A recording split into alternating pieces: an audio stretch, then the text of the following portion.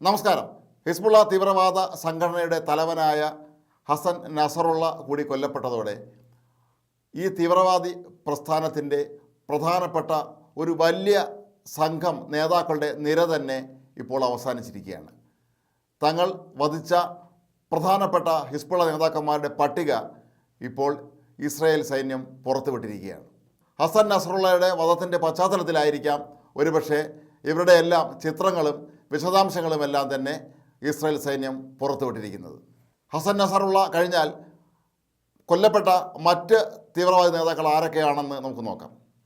ഇബ്രാഹിം മുഹമ്മദ് ഖൊബൈസി, ഹിസ്ബുള്ളയുടെ റോക്കറ്റുകളുടെയും മിസൈലുകളുടെ എല്ലാം ചുമതല വഹിച്ചിരുന്ന ആളാണ് ഖൊബൈസി. മറ്റൊരാളാണ് ഇബ്രാഹിം അഖീൽ. കഴിഞ്ഞ ദിവസമാണ് ഇയാൾ കൊല്ലപ്പെട്ടത്. ഹിസ്ബുള്ള തീവ്രവാദികളുടെ ഓപ്പറേഷൻസ് ഹെഡായിരുന്നു അഖീൽ. അടുത്തയാളാണ് ഫുവാദ് ഷുക്കർ.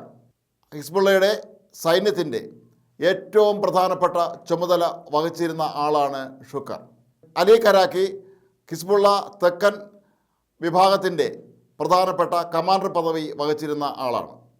അടുത്തത് വിസാം അൽ തവിൽ, റഡ്വാൻ ഫോഴ്സിൻ്റെ കമാൻഡർ പദവി വഹിച്ചിരുന്ന ആളാണ് ഇയാൾ.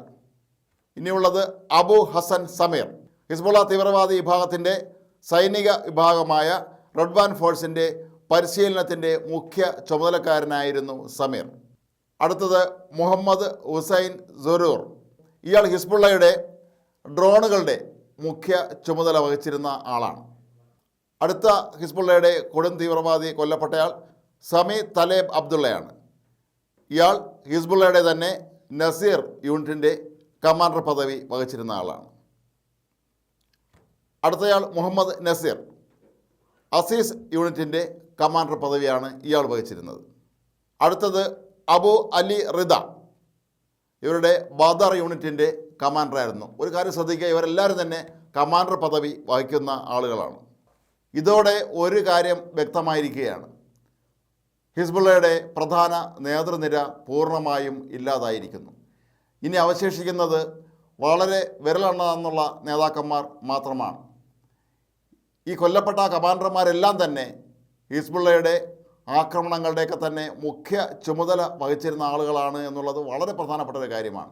ഇനി നാളെ ഹിസ്ബുള്ളയ്ക്ക് ഇസ്രായേലിന് നേർക്കോ മറ്റോ ആക്രമണം നടത്തണമെങ്കിൽ അതിന് നേതൃത്വം നൽകാൻ ഇപ്പോൾ ആളില്ലാത്ത അവസ്ഥയായി കഴിഞ്ഞിരിക്കുന്നു. കൂടാതെ അവർക്ക് ഇറാനിൽ നിന്ന് ആയുധങ്ങളെത്താനുള്ള സാധ്യതയും മങ്ങിയതോടെ ഇനി കയ്യിലുള്ള ആയുധങ്ങൾ ഉപയോഗിച്ച് സാധാരണക്കാരായ അണികൾ ഒരുപക്ഷെ ഇസ്രായേലിന് നേർക്ക് ആക്രമണം നടത്താനായിരിക്കും സാധ്യത. പക്ഷേ അതിലവർ വിജയിക്കുമെന്നുള്ള യാതൊരു സാധ്യതയുമില്ല. കാരണം പ്രധാന നേതാക്കളെ മുഴുവൻ ഇസ്രായേൽ ഇതിനോടൊപ്പം തന്നെ തീർത്തു കഴിഞ്ഞിരിക്കുന്നു.